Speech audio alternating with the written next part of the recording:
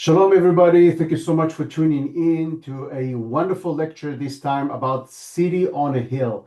I'm very excited to share this presentation with you. This is one of the most amazing and most important sites in the Bible, and we don't know it by its name because we know it in Matthew as City on a Hill, but the actual name of it is the city of Gamla. So this is going to be a very unique presentation that we are going to dive into one of the most important cities in the Bible mentioned in the book of Matthew, actually, Matthew right here. So we are going to jump in, but before that, I want to start with a quick prayer, and after that, we can dive in. So, אבינו שבשמיים, קח עינינו ונביט בנפלאותיך מתורתך. Open our eyes that we may behold the wonder things from your words. That's from Psalm 119. ונראה פעולותיך בארץ ישראל ובאבני הארץ הזו. And we may learn today, and may we see the works of your works through the land of Israel and through its stones. And let us reply with Amen. So, without further ado, let's dive into the city of Gamla. So, city of Gamla, one of my most favorite places actually in the world. It's located very close to my home. Actually, when you look, this is the city of Gamla. My home is right here. My home is right here, and here the Sea of Galilee. And this is a very unique site because it was only rediscovered in 1967 AD. And the reason why it was under Syrian control. We need to remember that when the British controlled this land up until 1948, the British had a lot more connection to scriptures, and that's why biblical archaeology was very, very known and very supported by the British Empire. The French, not so much. This area, the Golan Heights, was governed by a French regime up until 1946, and then after that it was given to Syria, so nobody really cared about the Bible. And only after 1967, after the Six-Day War, that Israel reclaimed the Golan Heights, we started with excavation, and boom, we found Gamla, and it's one of the most amazing places. So Gamla itself is situated on the Golan Heights. Here's the Golan Heights right over here. This is the Sea of Galilee. This is the whole state of Israel, West Bank and Gaza Strip. And here is the Golan Heights. This is Sea of Galilee, and Gamla will be somewhere around here. So Gamla is on a higher elevation, and it's overlooking the Sea of Galilee. And actually, it's on one of the main routes that connected between the east to the west. And one of the main roads that going down from Syria was through Gamla towards Bethsaida, then later on Capernaum, Gennesaret, Tiberias, Magdala, Tzipori, Nazareth, and then on to Caesarea Maritima. So the main road was the Creek of Gamla, where you're going today. When you're going to visit here, you will see it. You'll see the actual creek and the main road from the time of Jesus. When you look at the Golan Heights itself, this is the upper waters, as the Bible calls it, the Chula Valley. This is Galilee, right over here. This is Lebanon. This is Syria. And here is Gamla. The road I was talking about, you see Bethsaida, right over here. This is the ravine that goes down from the Golan Heights down to Bethsaida. Okay, then Capernaum, Tabka, Magdala, and so on and so forth, Gennesaret, Magdala, and so on. And this here is going to be Tzipori and Nazareth. And the road to Jerusalem is going from Gamla down here, and then this road right over here down via the Road of the Kings. So again, this is a very strategic location in the time of Jesus. It's actually pretty high up, not that high. It's not Mount of Transfiguration. It's roughly about, give or take, 1,500 feet, give or take. So why is the name Gamla? The name Gamla comes from the Hebrew word gamal. Gamal is a camel. So it was called Gamla because it was shaped like a camel. Actually, because of that name, it was one of the easiest places to find, because back in 1968, when excavation started by Professor Gutmann in Gamla, all he had to do is to look for a city which is shaped like a camelback. And there it is. You can see the actual hump of the city, and from afar, it looks very much like a camelback. And that's why it was so easy for him to find out and say, okay, this is probably Gamla. Let's start to dig it. This is how the city looks like today. In 1967, 1968, of course, all of this was underground. This is all excavated.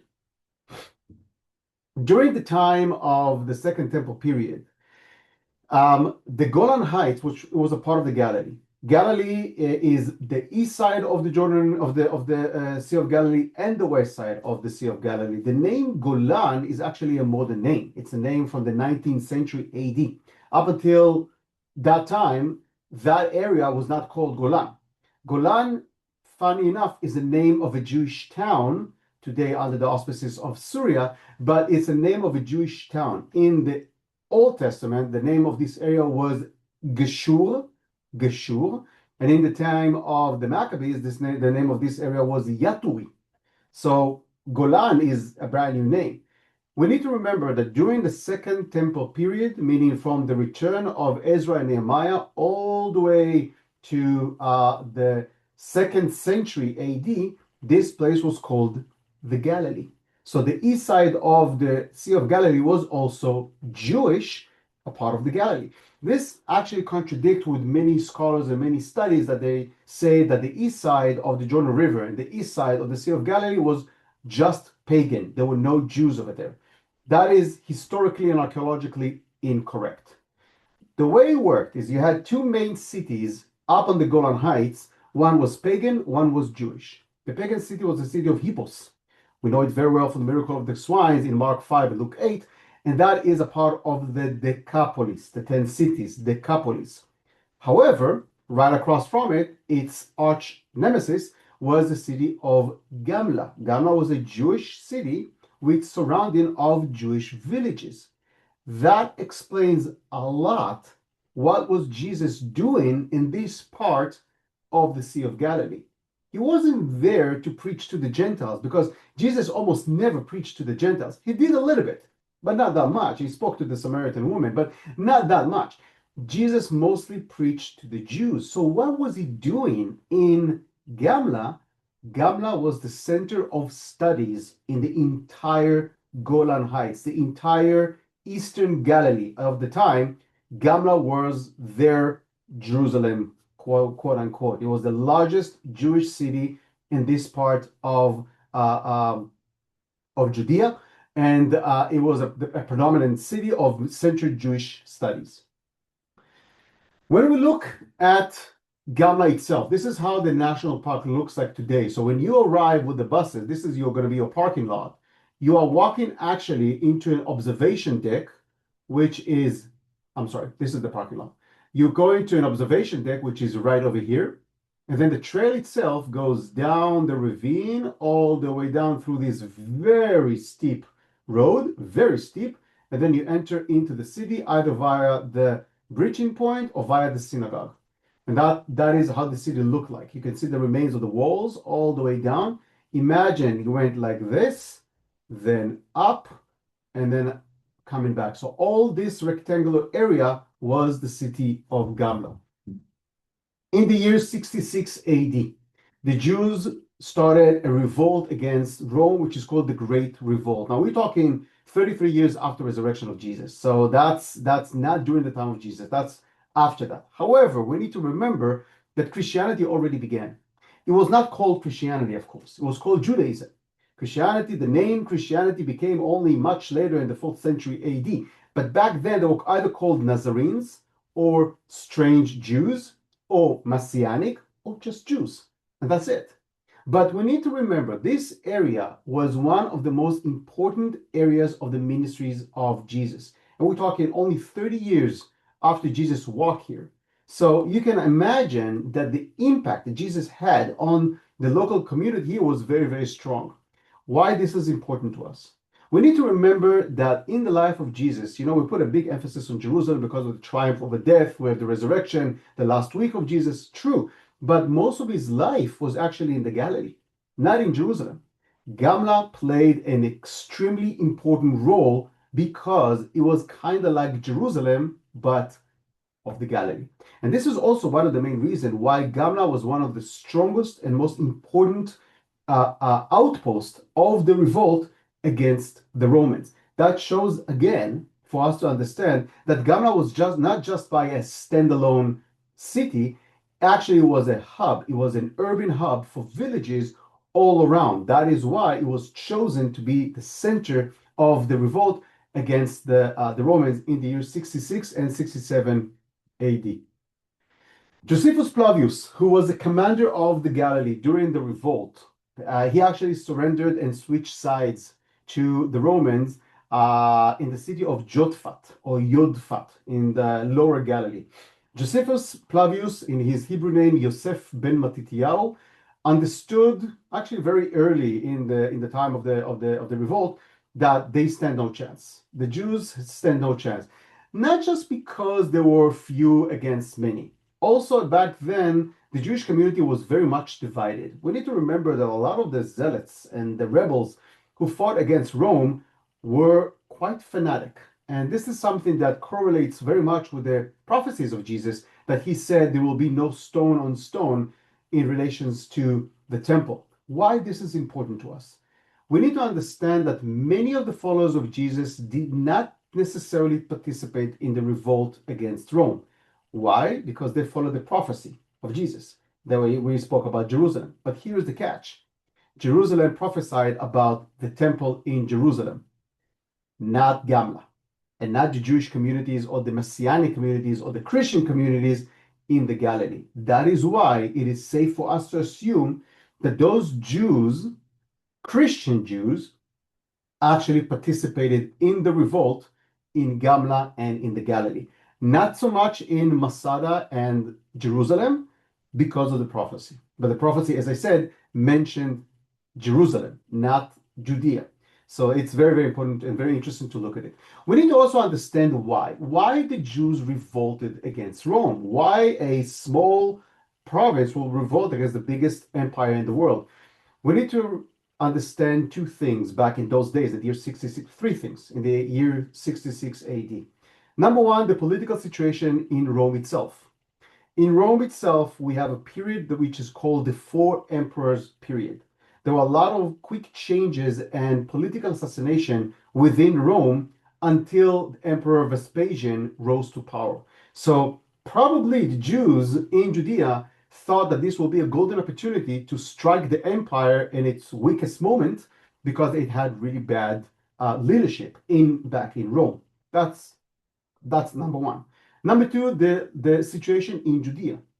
The governors that were sent to Judea, Pontius Pilate is one of them, Varus is another one, were actually very corrupt people. And add to this that the Sadducees, who controlled the temple and controlled the taxes and controlled the economy here, was also very corrupted. So when you have a imperial regime that only cares about money, and you have religious regime that only cares about money, you have very frustrated nation. For this, we need also to remember the state of Judea.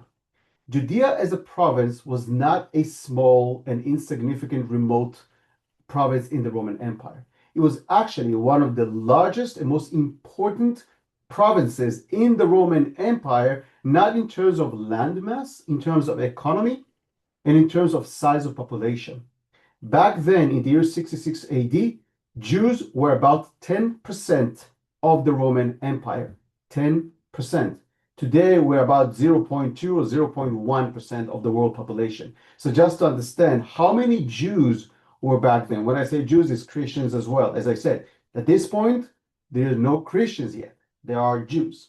So that's another reason why they started the revolt. And of course, another reason was the break of society within Judea.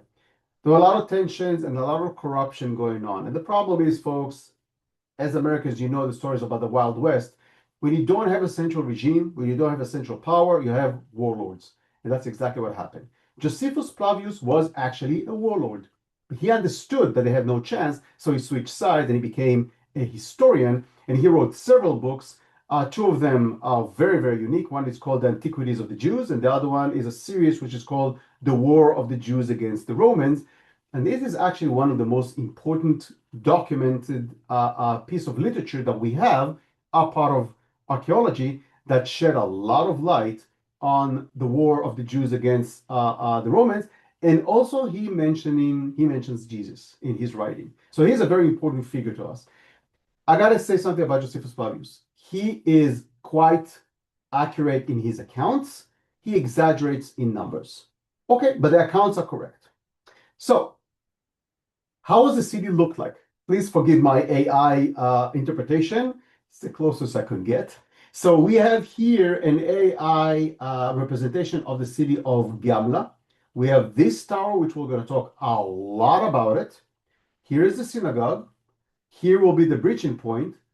This is the camelback, and this is how the city was built. So imagine when you look at it, you have defensive walls around the city. Here's a wall over here, around the city, and the city lies inside. Over here, this area, this is Mount of Beatitude. Over here, this will be Capernaum.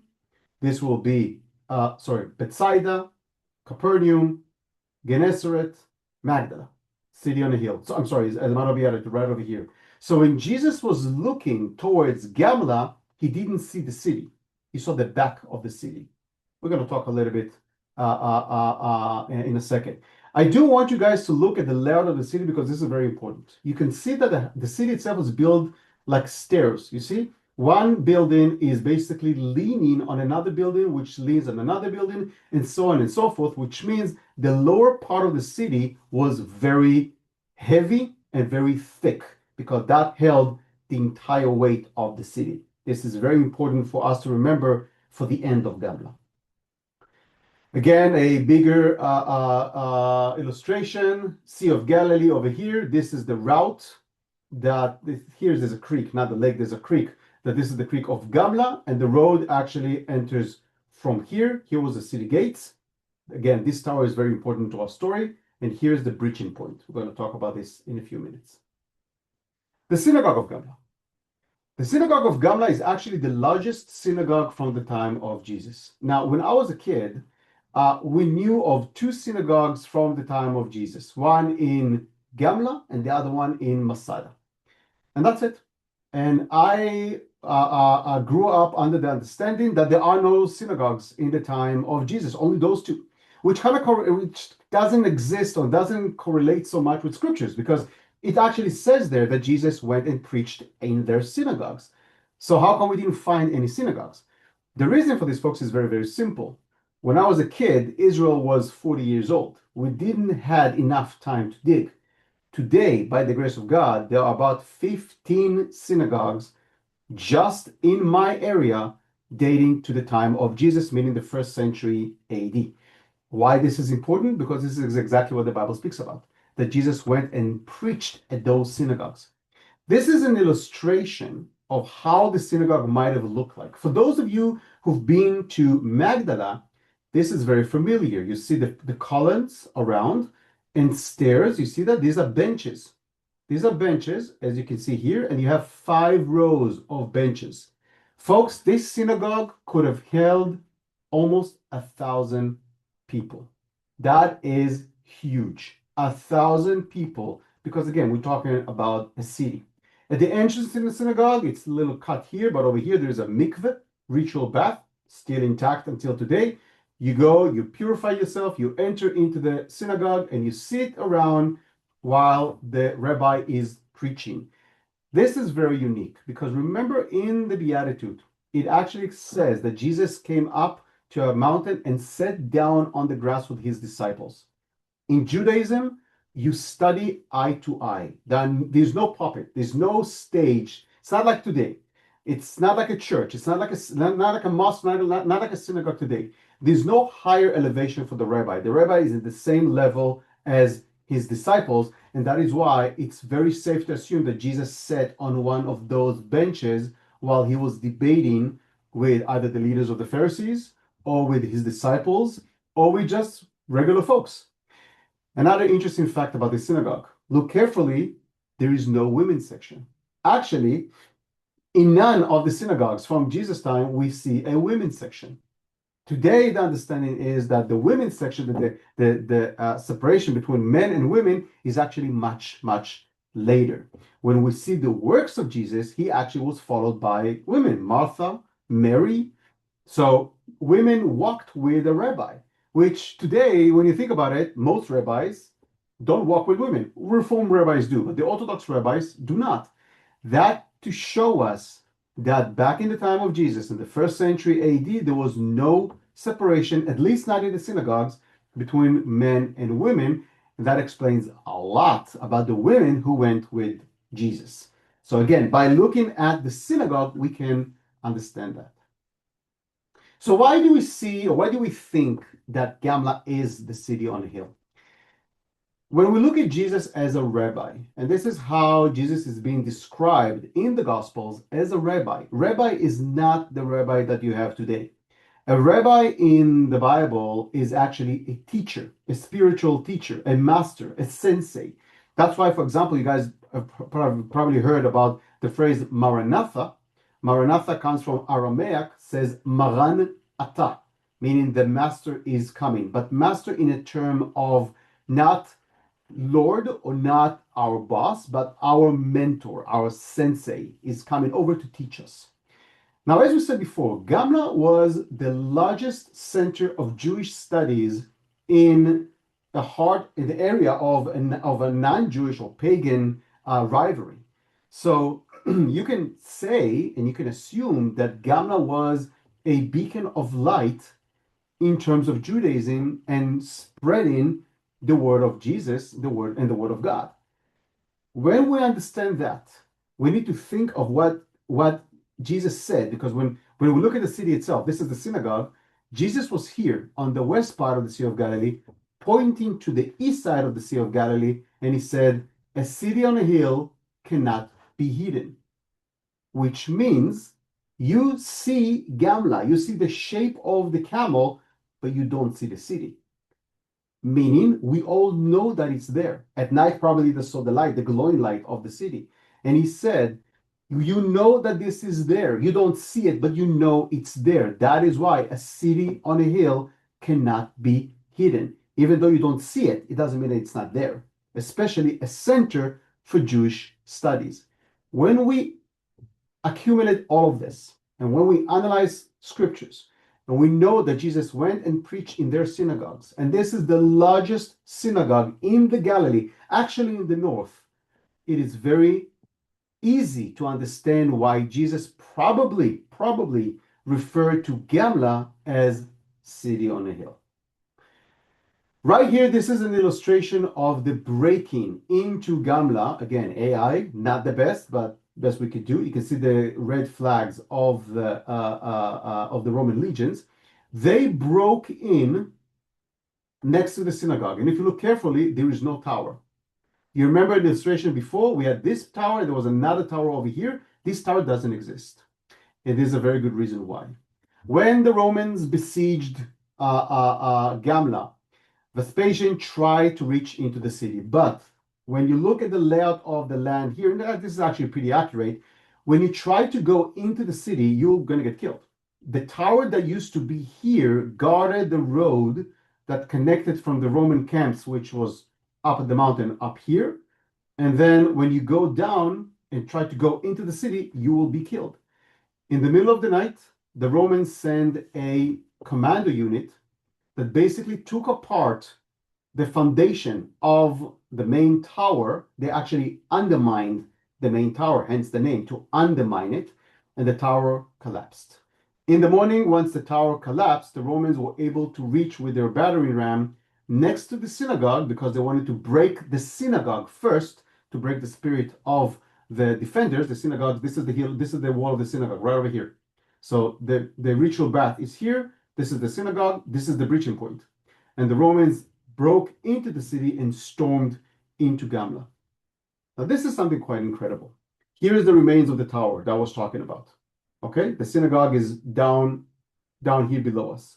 When they entered, we need to remember the layout of the city.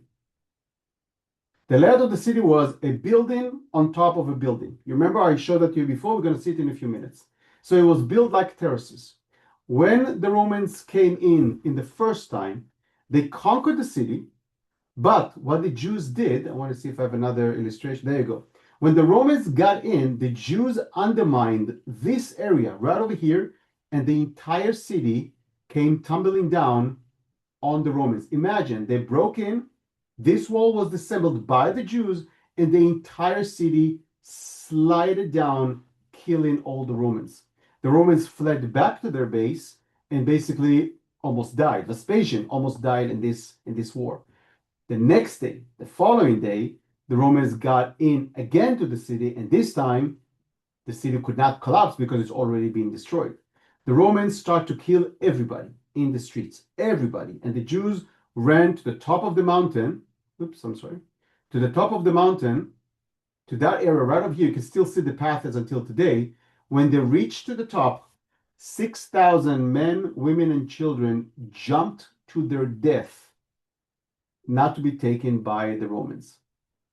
Now, I got to share this with you. Masada got all the publicity and all the glory, the cable car, the gift shop, and all of that. And everybody talks about Masada, Masada, Masada. Masada was 1,000 people. Gamla was in its peak 12,000 people. So Gamla was 12 times the size of Masada. In terms of center of Jewish studies, Gamla was a lot more important than Masada. So why Masada got all this publicity? The reason is actually less surprising than you think. The reason why Gamla did not receive all this publicity like Masada, because we had no idea where Gamla was. Gamla was not excavated until 1967. Masada was excavated all the way back to the 1920s. That is why everybody speaks about Masada today, but in terms of importance to the Jewish history and to the Christian history, Gamla is way over the charts than Masada. Funny enough, most groups don't go to Gamla because of, well, marketing and the story. I'm not saying Masada is very, very important. The story is amazing, and it was the last Jewish stronghold until the year 73 AD. Masada was destroyed 6 years after Gamla. But the idea of the mass suicide of Masada came from Gamla. And here's something that I want to share with you. Up until October 7th of 2023, I had no idea why, or I couldn't relate to why the Jews in Gamla would have killed their own families. On a personal note, after we have seen the atrocities of what Hamas did to children on October 7, I have a very different view myself of what my ancestors did in Gamla and in Masada. I don't know if I would have done the same, but after knowing what Hamas had done to children and looking at my children, let's say I'm very happy I'm not in their shoes. But this is just to show you how the story of Gamla and Masada is so relevant until today. The end of the battle, the Romans destroyed Gamla, killed the people, and it actually was buried under debris for 2,000 years. Some of the most amazing discoveries that we found in Gamla in 1967 and 1968 are actually a coin here in ancient Hebrew, which says Yahad. Yahad meaning Judea, Yehuda, Yahad.